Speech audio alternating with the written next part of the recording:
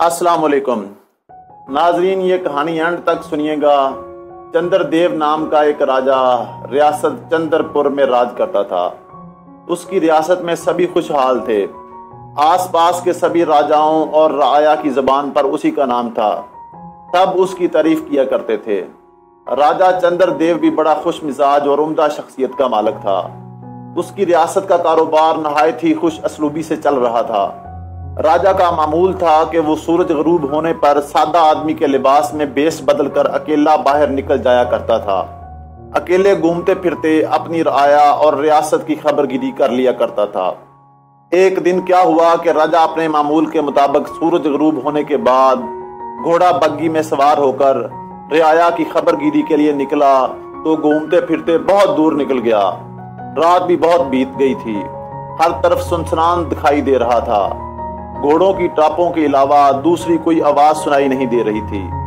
बड़ा ही पुरसकून माहौल था। राजा चंद्रदेव को भी इत्मीनान महसूस हो रहा था। घोड़ा बग्गी रास्ता तय करते हुए आगे बढ़ रही थी। कुछ देर बाद राजा को महसूस हुआ कि अब वापस जाना चाहिए। आगे जाने से कोई फायदा नहीं। वो लौटने लगा, मगर चलते चलते एक गड्ढे में बग्गी का चाक फंस गया। राजा ने घोड़ों को सहारा दिया, मगर चाक पट्टी टूट गई।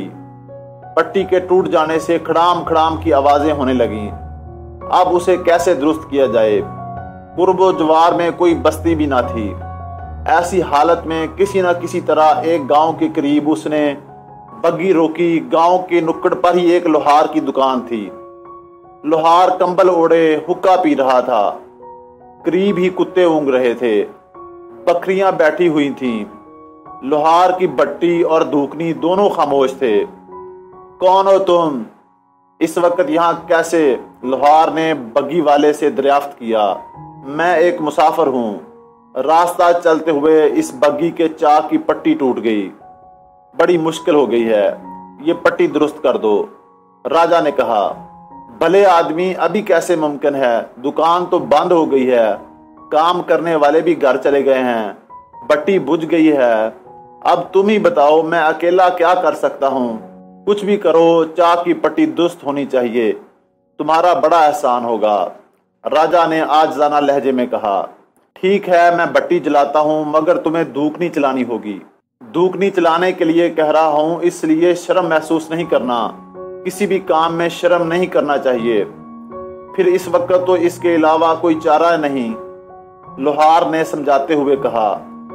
राजा ने रजामंदी का इजहार किया।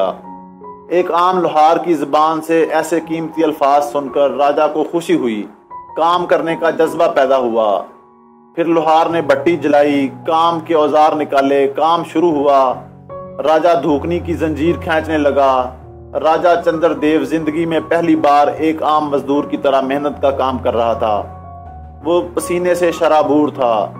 बग्गी के चाक की पट्टी जड़ गई। चाक पहले ही की तरह हो गया। राजा ने अपने गले का कीमती हार निकालकर उसे देते हुए कहा, ये लो तुम्हारी मजदूरी। मजदूरी के इवज ये हार मैं तुम्हें देता हूँ।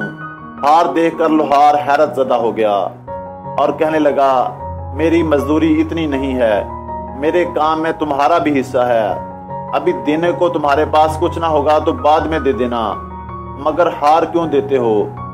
मैं खुशी से ये हार तुम्हें दे रहा हूँ। ये तुम्हारे काम की मजदूरी नहीं है। तुमने चंद्रदेव राजा को मेहनत का सबक सिखाया है। मैंने राजा होने के बाद जिंदगी में पहली बार मेहनत का मजा लिया है।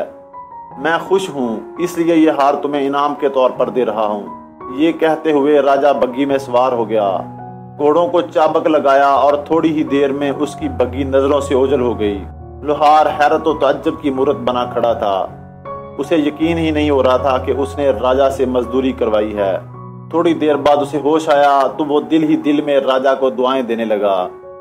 नाजरीन, अगर ये कहानी आपको पसंद आई है तो इसे लाइक कीजिए, शेयर कीजिए और चैनल को सब्सक्राइब कीजिए। शुक्रिया।